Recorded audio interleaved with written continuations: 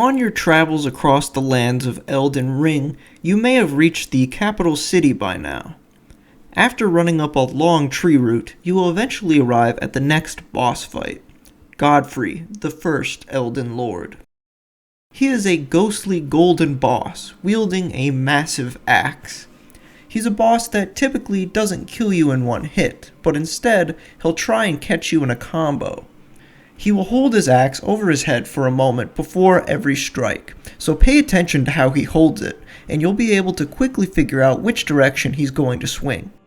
He likes to swing numerous times back to back, usually in a combo of 3. You can block his attacks with his shield pretty easily, but it does take its toll on your stamina. I used Scholar's Shield to help block, but I quickly found out it's unnecessary for this fight, and a regular shield will do just fine. An interesting note is, unlike other bosses, if he breaks your guard, you have a pretty good chance of getting out without being damaged.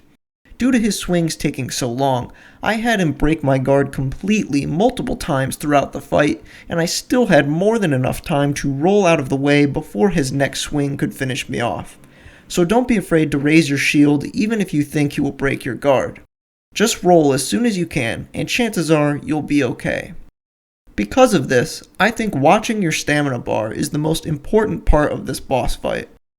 Between blocking, rolling, and attacking, your stamina bar can go down pretty fast. It's in these brief moments of recovery that you are most vulnerable to his slow and heavy strikes.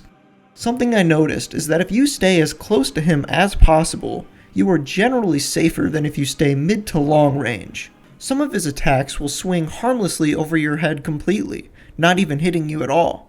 And when he's done with his combo, you can quickly skirt around him to his back and get in a quick hit. I recommend going around him in a circle, because it seems to make dodging all of his consecutive attacks a lot easier. He turns much slower than you, and you can usually figure out what his next move is by how he's standing.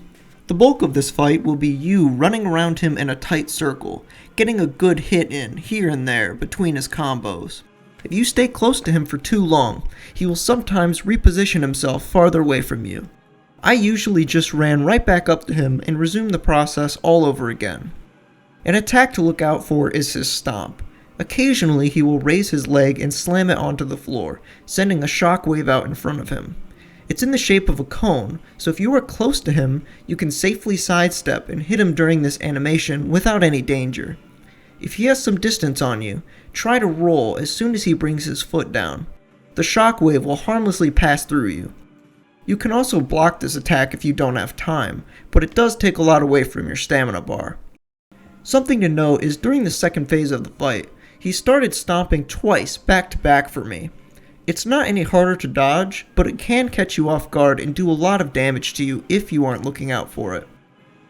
He does have one long-range attack where he will jump high into the air and then throw his axe at you. He only used this move on me twice, and one of those times was immediately as I entered the boss room, so be careful as soon as you walk through that fog. It's pretty easy to use a flask during this fight if you just back up enough. The only move that can mess you up pretty bad is his overhead strike, where he brings his axe down on top of your head. If you're trying to heal and you think that you aren't far enough away, then chances are you're not.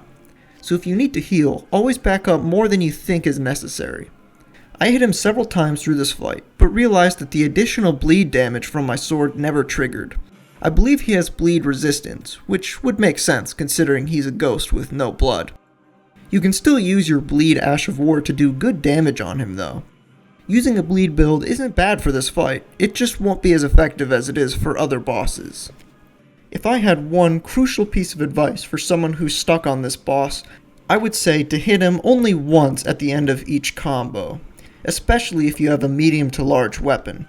You'll think that you have enough time, but chances are you won't, and even if you do get the second hit off, you'll lose precious stamina, which is the most important part of this fight.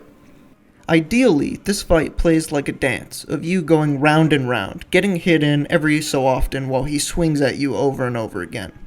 You'll want to rush once you see his health bar getting low, but I cannot stress this enough.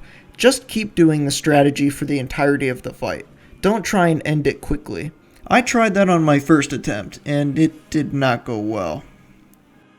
So just try to be agile, and this fight may take a little bit longer than normal, but you're safer than most other bosses, so long as you keep blocking and rolling.